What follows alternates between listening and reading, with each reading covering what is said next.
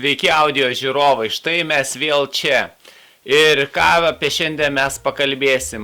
O apie Kiruso Daką, kurį jau turiu metai laiko. Ir nuslūgu savo emocijoms, nuslūgu savo visiems išgyvenimam. Žinot, kai gaunate pirmą daiktą, wow, vyva, va. O paskui, kai pagyveni metus laiko, jau gali ramiai įvertinti savo mintis, pliusai, minusai daikto, kas buvo, kas patinka, kas nepatinka, kas gerai, kas gal blogai, kas galėtų būti geriau, o gal kas puiku. Taigi, tęsiam apie šitą Daką. Kirusas 4398. Tai angliškas čipas ant angliškos kompanijos, kodėl aš jį užsimaniau šito Dako su šituo čipu. Buvau įkvėptas vieno youtuberio, kurį jūs matote kampe, kuris perdarė savo kinietišką Daką Topping D30, ypatingai paprastas dakelis, nieko ten ypatingo, sudėjo kai kurias aukščiausio lygio dalis ir jį lygino su ypatingai brangiais Dakais. Šitą youtuberį rekomenduoju pastebėti visiems, jeigu jūs esate tikras audiofilas melomanas. Tie, kurie nesidomite rimtai audio aparatūro ir kitais dalykais, jeigu jums užtenka Samsung centriuko, plasmasinių niekučių ir kitų, tai gal jūs pereikite į kitą puslapį. Aparatūrą, kur nekalba apie žvejybą ar apie automobilius. Ir nekvaršinkite mums galvos, kad mes čia kalbam nesąmonės. Čia susirinko mūsų draugai, kurie taip pat myli audio aparatūrą. Šitas čipas mane sužavėjo savo skambėjimu, kaip skambėjo jisai per YouTube. Tai galvoju, gyvai jis turėtų skambėti dar geriau. Dar vienas didžiulis pliusas yra tai, kad Kirus čipas 4398, jis gali DSD skaityti, suprasti tiesiai, neversdamas pirmąjį į PCM ir iš PCM darydamas muzikos garsą. Tai yra didžiulis pliusas. Schema vėl kamputėje jūs matote. Kiti taip neturi. Kiti čipai Dakai pirmą DSD padaro į PCM ir tada verčia į garsą moduliai. Pagal vadimą šitas Dakas turi minusą tokį, ne Dakas, Dak plokštė, kad skaitmeninis signalas eina kartu su analoginiu maitinimu, kur mano draugas meistras Vadimas įdėjo Panasonic FC kondensatorius elektrolitinius. Visi aukšto lygio, bet ne pačio aukščiausio, bet tikrai jie pakankamai gerai skamba. Nežinau, ar atsiskleistų šitas Dakas skambėtų dar geriau, jeigu būtų ultra brangus elektrolitiniai viduje kondensatoriai. Tai dar neaišku, tai neišbandyta. Kaip priejau prie šitos plokštės? Tai yra antra plokštė. Pirmą plokštę aš parsisenčiau iš kiniečių. Matote čia šone. Pats bandžiau keisti elektrolitinius kondensatorius pagal audio mediką, nesilaikiau rekomendavimų. Neišlaikiau form faktorius, ką tai reiškia. Bandžiau įkišti daug didesnius kondensatorius, neigu jiem buvo vietos. Neturėjau geros technikos, nudeginau takelius, ten per 5-6 kartus eksperimentavau, dėjau vienus kondensatorius, kitus ir buvo labai apniokota Dak plokštė.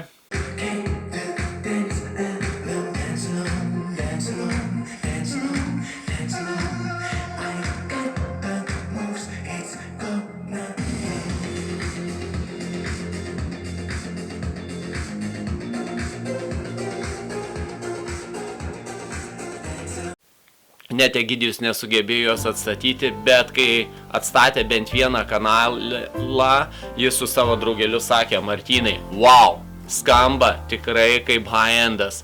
Ir šitą plokštę atidėjau kitam kartui ant detalių ir vis mintise galvau, reikia vis tiek man pasidaryti šitokį Daką ant Kirus su Kirus čipu. Dėl to jis pas mane ir atsirado, bet jau šį kartą prašiau Vadimo pagalbos.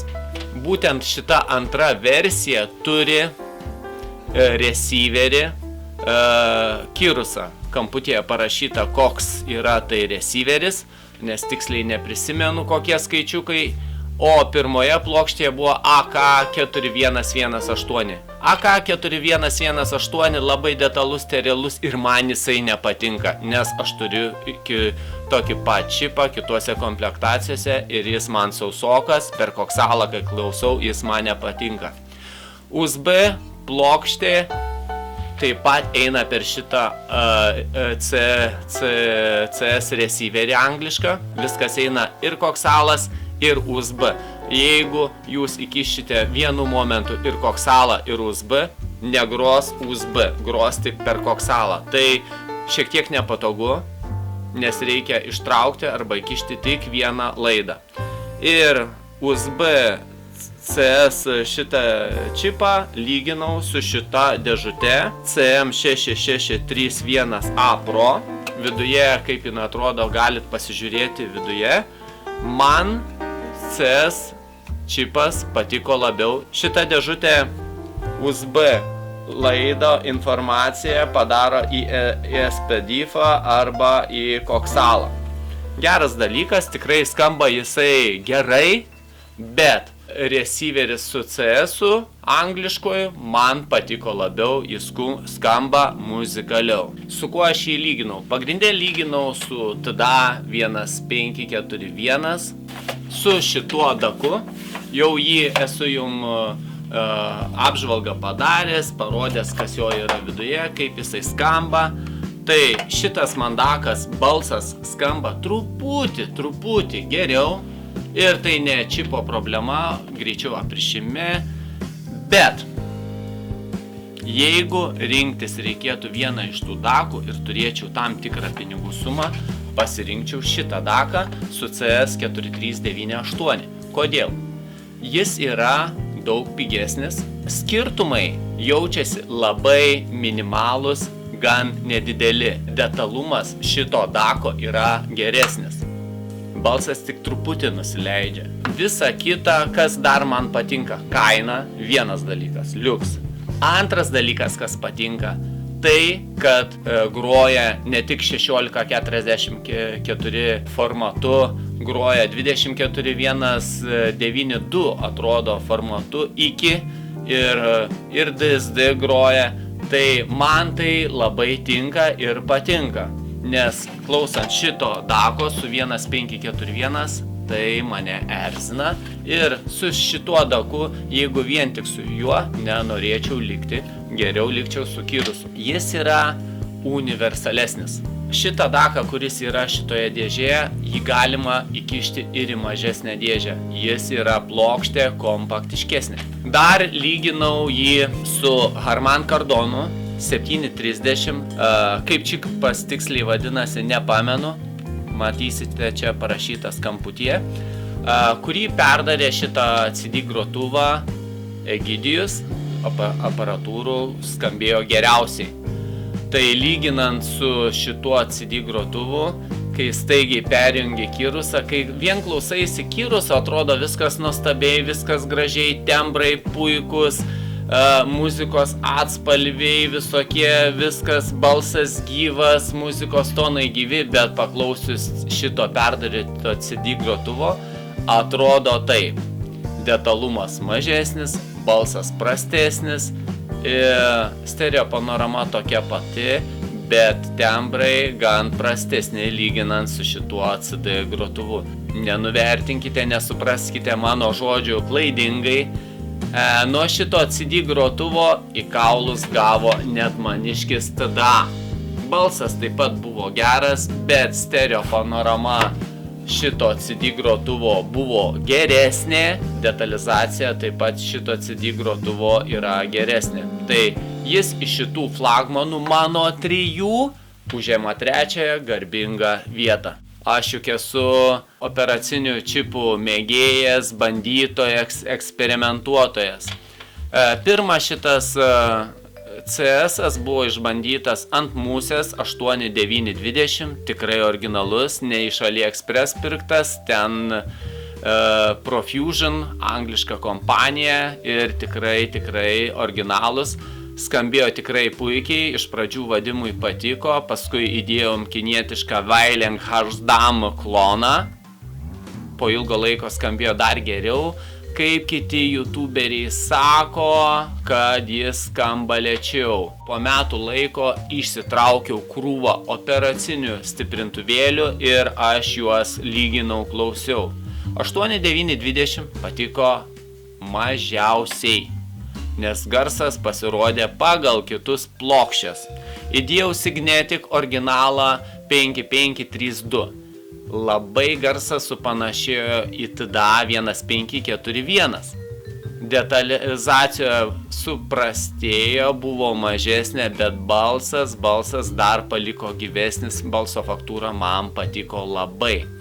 Galvojau, šitas operacinis tikrai liks šitam grotuve, nes patiko po Musės 8.9.20 labiau, bet pradėjau eksperimentuoti toliau. Įdėjau LM4562 originalą NA.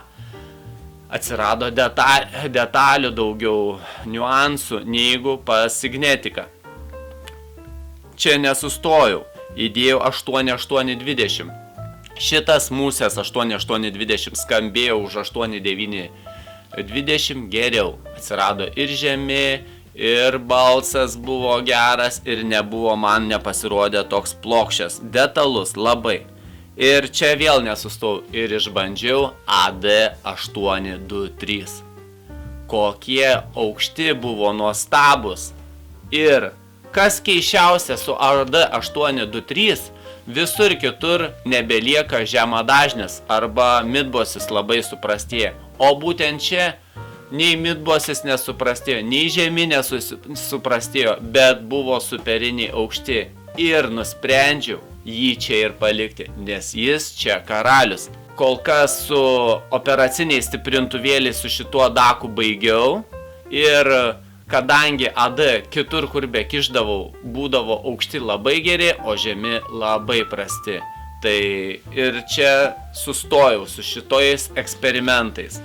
Ačiū žiūrovai, kad stebite, palaikykite audio aparatūros puslapį bent uždėdami laiką, nepatingėkite. Parašykite bent trumpą komentarėlį, kas turite dakus su kyrusu.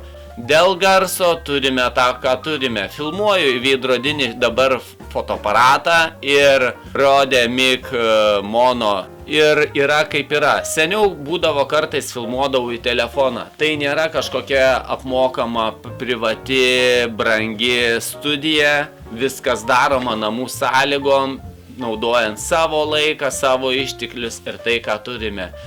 Iki kitų kartų, malonių jums perklausų, gerų muzikų, klausykite tai, kas jums patinka. Aš jums nefarširuoju savo nuomonės apie audio muzikos skonį, kas jums patikti turi, kas privalo, neprivalo. Klausykitės tai, ką turite, džiaukitės tuo, ką turite ir gerų jums emocijų. Ate, hebra, iki kitų kartų.